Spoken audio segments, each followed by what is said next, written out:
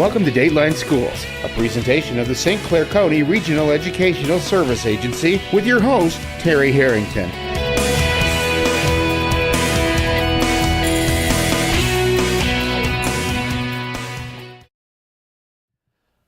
Well, this week on Dateline Schools, I have the privilege of talking with Hall Davidson. He's the Director of Global Learning Initiatives for Discovery Education. He's been here in Marysville as part of the 21st Century Learning Symposium held for local educators last month.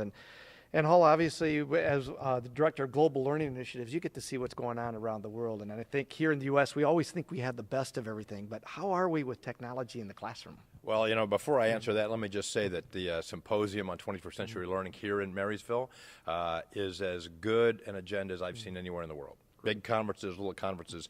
There were sessions I wanted to go to that conflicted, and that's really a good sign. So you're doing some great work here. In terms of the U.S. and abroad, I have been to Singapore and Turkey and a lot of places where people think a lot of great things are happening.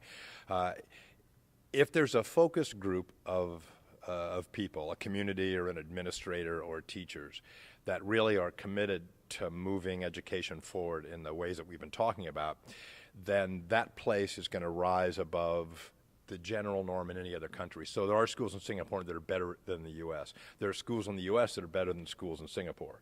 It really depends on whether or not there's a shared vision wherever you are. Most people have the tools. Certainly in the U.S., nearly every school has the tools. It's then getting everybody on board to make happen what can happen.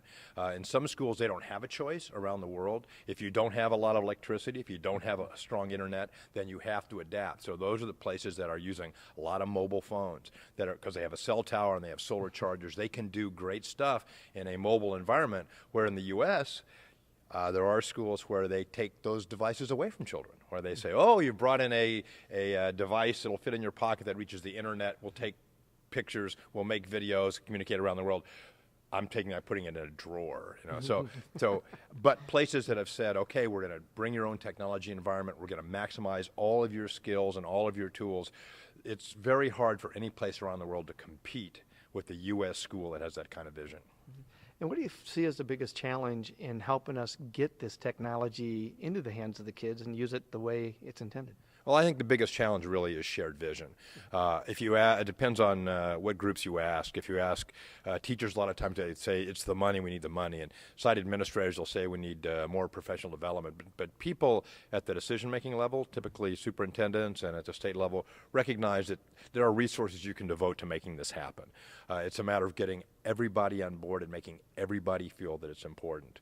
There's a school in Mooresville, North Carolina, that was, I think, I may have these numbers roughly wrong, out of 109 districts, they were funded at the level of 85th, and yet they rose to the very top in achievements because they committed to making 21st century learning happen. But it had to be the superintendent and the site administrators and the community and the parents and the students that bought into all of that. So that shared vision really yielded results. So that's probably the obstacle, recognizing that the challenge is there and the solution is there, and getting everybody on board to see it's important.